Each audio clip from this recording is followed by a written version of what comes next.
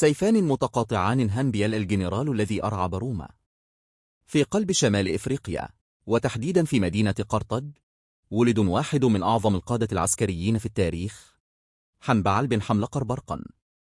منذ نعومة أظافره زرع والده في قلبه كرها عميقا لروما، القوة الصاعدة التي كانت تهدد مجد قرطاج.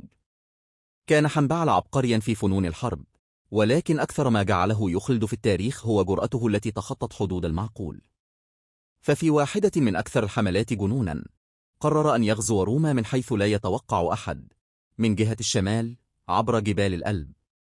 قاد جيشه المكون من عشرات الآلاف من الجنود ومعهم أفيال الحرب في مسيرة مرعبة عبر الثلوج والمرتفعات الوعرة. كانت خسائره كبيرة، لكنه صمد ووصل إلى قلب إيطاليا حيث دارت أعظم المعارك.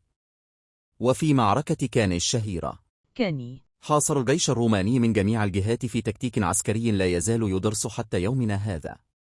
أبيد جيش روماني ضخم، وارتعدت أوصال مجلس الشيوخ في روما.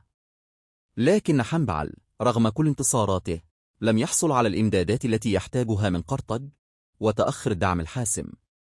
وبعد سنوات من الحرب حشدت روما قوتها من جديد، وقاد القائد الروماني سكيبيو الإفريقي حملة مضادة انتهت بمعركة زامة، حيث هزم حنبعل أخيرا. فر القائد القرطاجي إلى المنف، واستمر في مقاومة روما بالحيلة والدبلوماسية، حتى فضل الانتحار على أن يسلم لأعدائه. حنبعل لم ينجح في تدمير روما، لكنه هز هيبتها وألهم الأجيال من بعده. لقد كان تجسيدا للدهاء، الشجاعة، والتحدي الذي لا يعرف الاستسلام.